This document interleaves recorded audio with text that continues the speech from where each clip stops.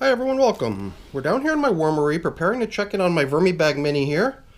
And it's been 12 days since the last time we came in here. They got a whole bunch of cantaloupe melon at that time, and when I was preparing to feed, just based on the weight of the container that was holding the food, I had this feeling like maybe we were giving them perhaps a little bit too much. So I'm hoping that we didn't really create a glut of food. I once again established a fairly large feeding regimen for today's check-in. What I'm feeling here is pretty heavy in weight, and then I've even got my prepared bedding and even my BTI spray, which I'd like to begin with, and that's the reason I'm mentioning it, just so I don't space out and forget. I did see a couple little fruit flies or gnats or whatever they were buzzing around in here as I opened the container, and I did actually whip up a fresh batch of BTI solution. So this is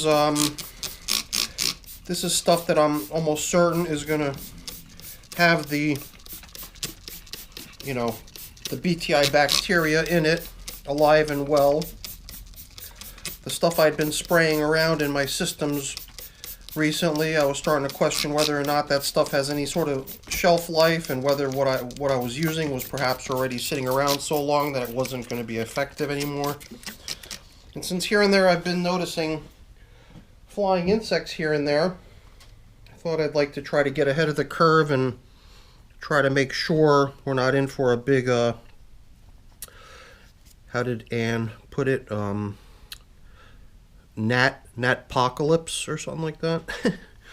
At the end of the last feeding, we took my prepared bedding and we sprinkled it out across the top. And the other thing we did, which I was a little bit concerned about, I'll admit, I coated the top here with my worm chow. And in some of my other systems, when I did that, the worm chow just started developing a whole bunch of mold and didn't really go anywhere. And it might have just been because of perhaps a little bit too little moisture in those systems, but here that plastic covering that we had does appear to have triggered a good amount of recirculating moisture within the system, and that might have been the missing link in the other bin, where it seemed like the worm chow went, well, not completely ignored because the mold got on it, so it wasn't completely untouched. The mold was working the stuff down.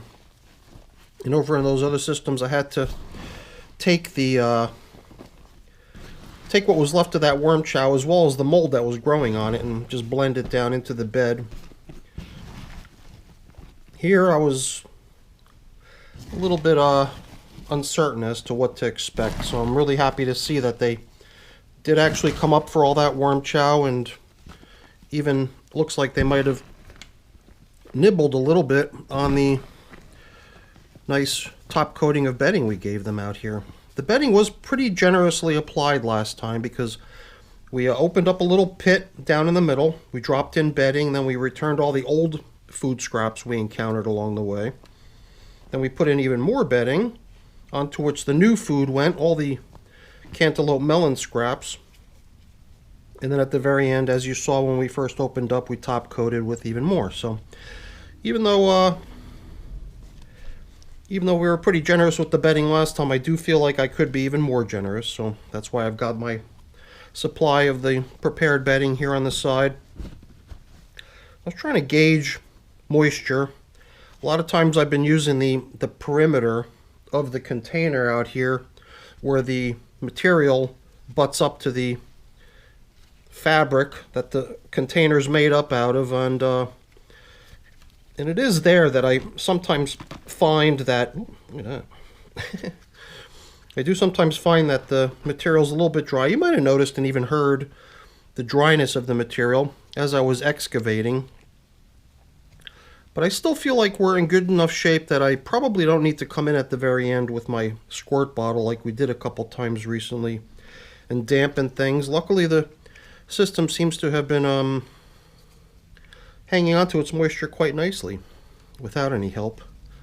And that could have something to do with the warmer weather coming in and the reduced amount of activity of furnace activity in the house. Every time the temperature starts dropping and then the Oops, there we go. We just broke this piece of gourd in half. I figured it was only a matter of time before that happened. So just to complete the thought there, the furnace in my house is forced hot air, which does have a tendency to create very dry air in the house. That's even down here in the basement. But once that thing not stops running, because it was actually just running a moment ago. I waited for it to stop before I started filming because it does produce a bit of noise since it's right over here in the basement near me. I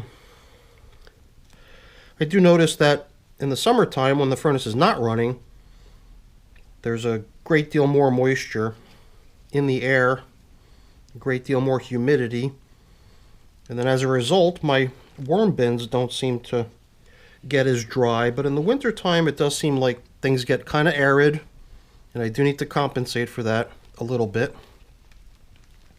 I mean, here and there, just regarding leftovers, I have been spotting little pieces of, like here for example, little bits of cantaloupe rind. I believe that right there might be potato peel. I did actually run into little pieces of cantaloupe rind, and this piece here, for example, has some of the melon actually still attached to it. And I don't know if that might have been a piece that was sort of ejected out of one of the gourds. Like this piece here has been completely stripped of any fleshy stuff, and I can tell because the thing flops around. But this piece here, you could tell it's a little bit more rigid, and it's got a little bit more material on it that the worms would want to probably nibble off sooner than getting around to eating the whole thing. I mean, they'll eventually eat it all, but they'll always nibble off the nice soft stuff first and then proceed to working down the tougher materials. So we've excavated a pretty nice little hole down here, and we're still bumping into leftovers. Well, if you want to consider them leftovers, it's not much really. At this point I just treat that as just slower composting material, the outer, very outer skin of the cantaloupe melon rind. It's the juicy melon stuff that's still adhering to it that I treat as the meal. These are just sort of scraps and leftovers and don't really amount to much as far as food substance, which is clear. You could tell, you know, it's just like a little thin piece of paper at this point. In the past, we've been excavating and at the same time removing a lot of these large objects. So besides gourds, we've been hitting a few pumpkin stems too. That's a pumpkin stem. This here in the beginning was probably pretty obvious. It was a big pumpkin stem. In previous check-ins, we've been just using a little tray to remove the stuff and get it out of our way. Today I figured we would just try to work around it. It's funny, right? This is a pumpkin stem too, from a little tiny pumpkin. And it even has a little worm burrowing down into the very end of it. Little tiny pumpkin stem versus a big monster pumpkin stem. So I'm just probing around a little bit, but I really don't want to go too deep. That's one thing I've been trying to keep to, and I think I've been doing a pretty good job of keeping to my little rule of not probing too deep down into the system, because when we launched the system 248 days ago, we did so by simply emptying my yellow buckets in which these worms had lived previously, and that included all the castings that those worms had produced in those buckets over the course of exactly 6 months. It was on their 6-month anniversary in those buckets that we decided we would just empty the buckets as is down into here. And by doing so, since the material in those buckets was pretty much just a bunch of nice finished castings, I'm assuming that what's at the bottom of this bag is some really nice mature castings, which are going to be kind of nice to see once we get down to harvesting this system at some point in the future, but I'm in no rush for that. So I've got my supply of prepared bedding. I'm going to grab a handful of it here to sprinkle down at the bottom of the container. And besides that big mound of frozen stuff, I've got a little bit of this pastry here. I've got a variety of different pastries that are just dry and stale, or just might not have even been dry or stale but didn't taste right and were classified as worm food as a result of that.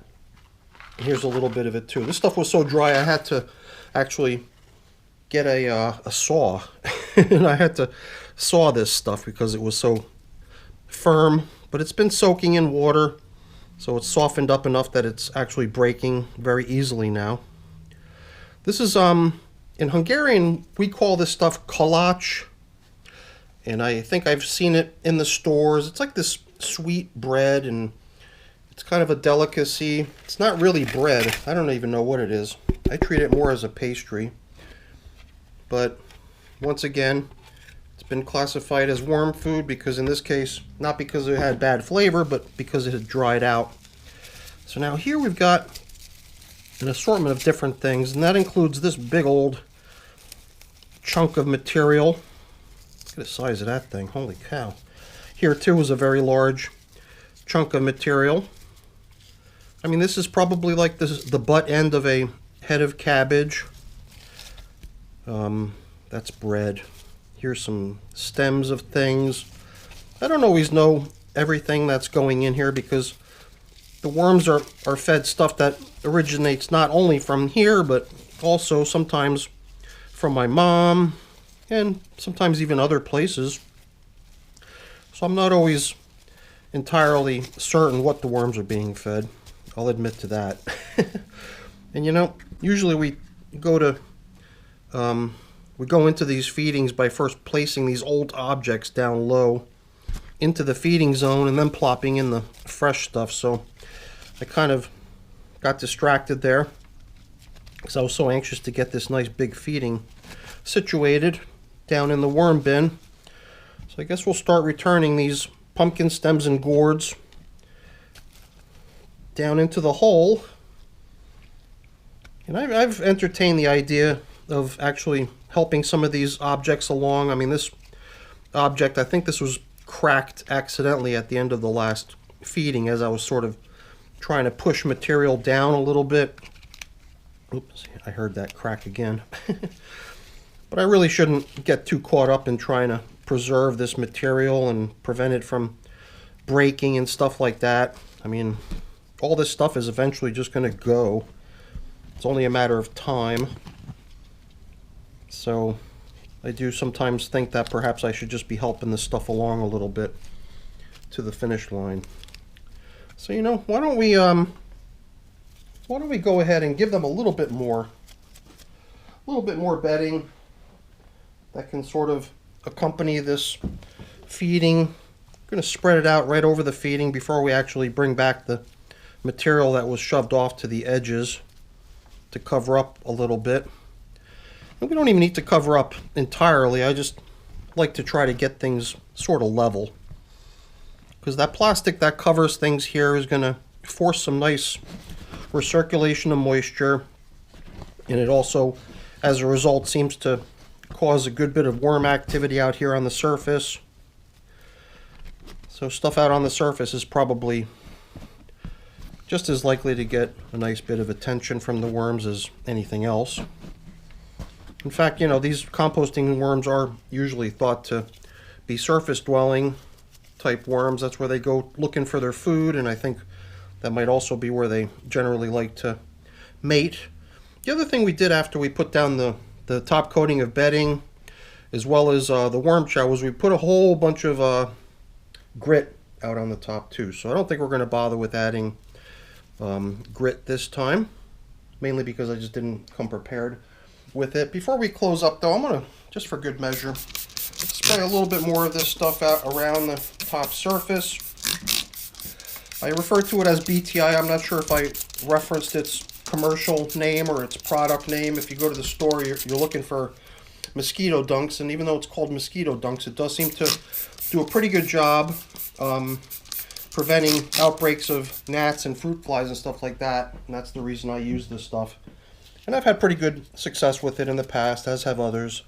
So once in a while, when I do see a little bit of flying insect activity, out comes the BTI, and then it's usually not just one system I apply it to. I start making the rounds and trying to get this stuff all over the place. So that's it now for our check-in with the red wigglers here in the VermiBag Mini. I'm doing pretty good. So that's it for the check-in, everyone. I got a few things to take care of getting cleaned up, put away. Not going to waste your time with that. That's boring. Before I go really quick, let me just say thank you. Thank you so much for watching. Hopefully you enjoyed the video. If you did, as always, please don't forget to leave me a quick thumbs up before you go. That's always really appreciated. And if you haven't done so already, please also consider subscribing to the channel. That's very much appreciated as well. All right, everyone. Have a great day. Thanks for watching. Bye now.